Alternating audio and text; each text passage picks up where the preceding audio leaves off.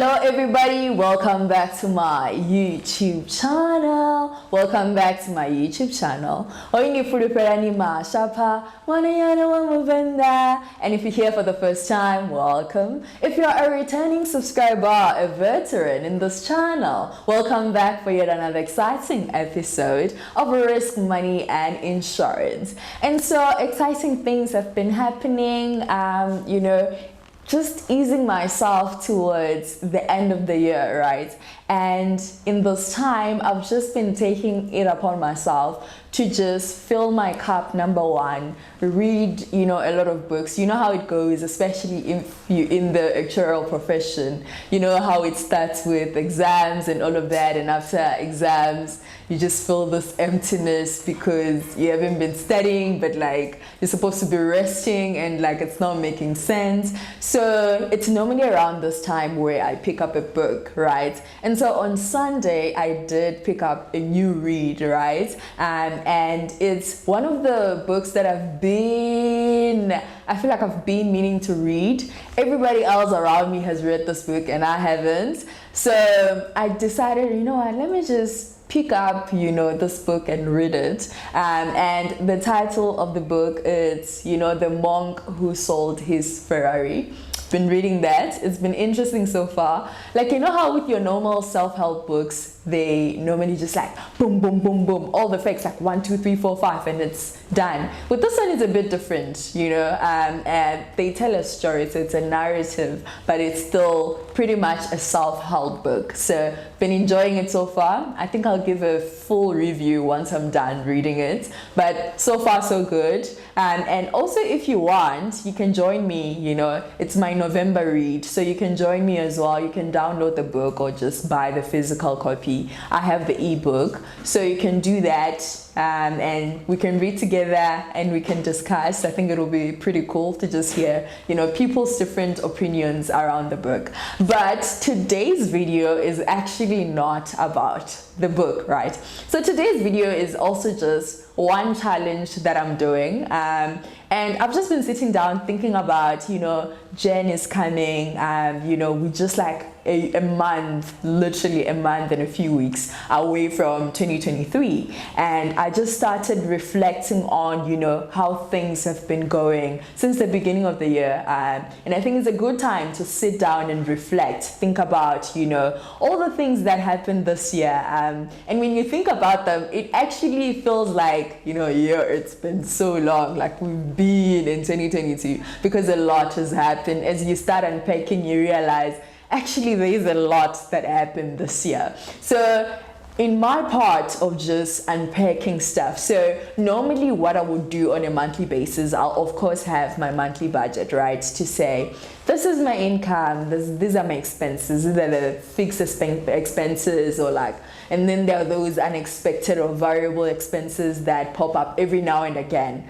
And I recently learned about something interesting which I want to share, right? So it's another way to budget, but it's a bit different. It's actually called the daily notebook budget. So since the beginning of November, so I'm recording this on the 2nd of November. So since yesterday, I've been keeping track on a monthly basis, on a daily basis, how much I'm actually spending. And it's been so funny because so far I think I've spent around 97 on the first day. The second day I spent like 500 because I was filling up my tank and stuff. And it's different, right? Because with a monthly budget, you write it down and you say, this is what I'm gonna do and this is what I'm gonna do, and then you allocate the money, right, to sort of have a general idea of, this is allocated to this. With the monthly budgets, the only way that it can actually work for you is if, after saying this is how much I want to spend on this, to actually follow up and say, did I really do as I said I would, right? Whether you're doing this on an Excel spreadsheet or you're doing it, or an app, for example, is doing it for you. It's quite important to have that feedback mechanism, because most of the time we tend to underestimate how much we're actually spending on something. Like, for example, if I come to you and say, how much do you actually spend on Uber Eats, right? you're likely to tell me 200, 300 a month. But if we actually go to your Uber Eats app and like literally sum up all the orders that you have actually made, it might actually turn out that on average you're spending 200 Rand on Uber Eats, for example. So I thought, I've been doing budgeting on sort of like a monthly basis where I go back and say, I spend more, I spend less, and then try to manage my behavior in that sense, like getting that feedback from the budget that I made versus what actually happened at the end of the day, right? And so I decided, this will be a cool thing that I learned recently to actually just try it out in November to say, but actually on a monthly basis, how much am I spending? Because like with a monthly one, you feel it when you're writing it down, and also when you just comparing like what you said you will spend versus what you actually spend. That's when you kind of feel, I don't know whether to call it a psychological pain or something, of saying, damn, I haven't been sticking to my budget. That's when you feel it. But with this method, this daily notebook budgeting system, you actually feel it every day. Like right now, I'm just like, damn, I just spent 500 Rands, right? And if I'm thinking, because I was thinking, maybe I should not cook today, just order. But in your mind, you have your own mental budget, right? So as you spend, you're subtracting, you're adding, and the more you spend, it's just like, if you are aware of how much you're spending, then it becomes like more painful because you're just like, no ways. So I've been trying it out to sort of say, well, actually on a daily basis, on average, how much am I spending? And it'll be pretty cool to see like at the end of November to say, actually, this is how much I spend per day, right? And these are the things that I'm spending, this money on. It's something that I'm just doing to just observe my own behavior, and to say, well, is really monthly budgeting an effective way for me to, set aside my money or plan like my expenses or plan around things that I'm doing? Because over time, I think it's important when you have a system in place, it's important to, evaluate the system to say, does it really work? Because I've been doing this since, like I always had a monthly budget. So now it's just like, okay, can there be something else out there that I can be using which is actually more effective? So that is sort of the space that I'm in. And for those who are wondering in terms of, the logistics, how do you actually do it? It's called the daily notebook because originally the idea was that you will have some tiny, form of notebook that can fit in your pocket, right? So you put it in your pocket, and when you walk around, for example, because we do know in South Africa, you've got supermarkets, you've got street vendors and stuff. It's not everywhere where you can buy an item and actually get a receipt, right?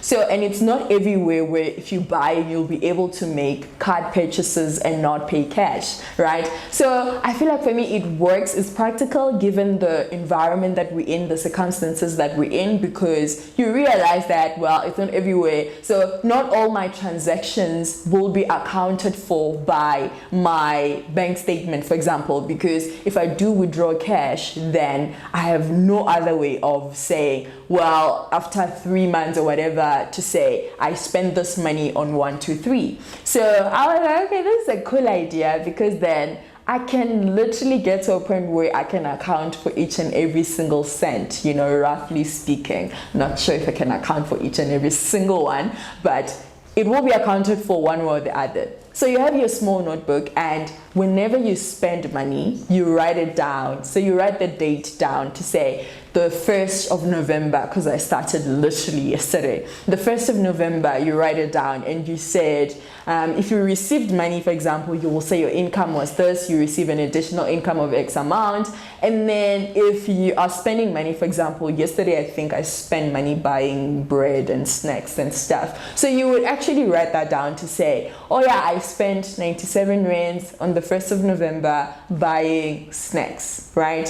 You would note that down. And then Tuesday, the 2nd November, you do the same thing. You say, did I receive any money? No, I didn't. So did I spend money? Yes, I did. I poured 500 Rands petrol, right? So you would note that down. And then the whole idea is at the end of the month, you sit down and you reflect and say, well, I had budgeted to spend this much on food, or I had budgeted to spend this much on transport, but it turns out I am actually spending way more than what I had budgeted. So that's the journey that I sort of want to take in November. And it will be really cool if other people can also join. You're more than welcome to join. And for me, I always have my phone, so I'm not going to be using a physical, notebook, but I'll be using my phone. So to sort of keep track of the expenses, I've created a little folder in my notes. And I just said 1st of November, written down that this is how much I've spent. 2nd of November, that's how much I've spent. So I want to do this over a period of 30 days.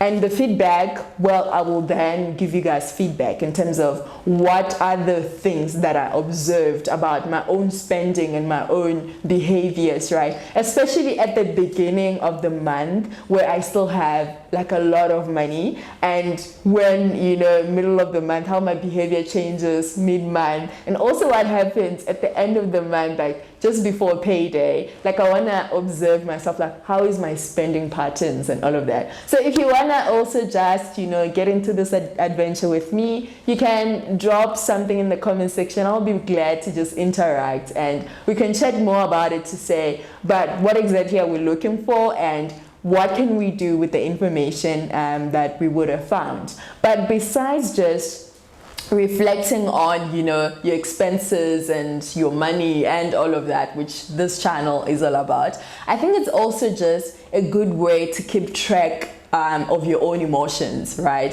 To say not just actually just detecting or like you monitoring how you are spending your money, but you can also just pair that with your emotional well-being as well. To say 1st of November, how am I feeling, right? Because your spending and your emotions, they are correlated, right? So on days where it's just like, for those people who say we use retail therapy, when they're going through the most, that's when they spend a lot of money, because it's just like, I'm spending money to feel good about myself. There are people who do that. And then there are people who overextend themselves beyond their means to feel good. So it's like, we can't really separate money and emotions. Like the two are one way or the other correlated. So another fun way to just do this challenge will be to actually say 1st of November, how am I feeling, right? Overall, give yourself like a scale of 1 to 5, 5 meaning you're doing great, you're amazing, like mentally, physically,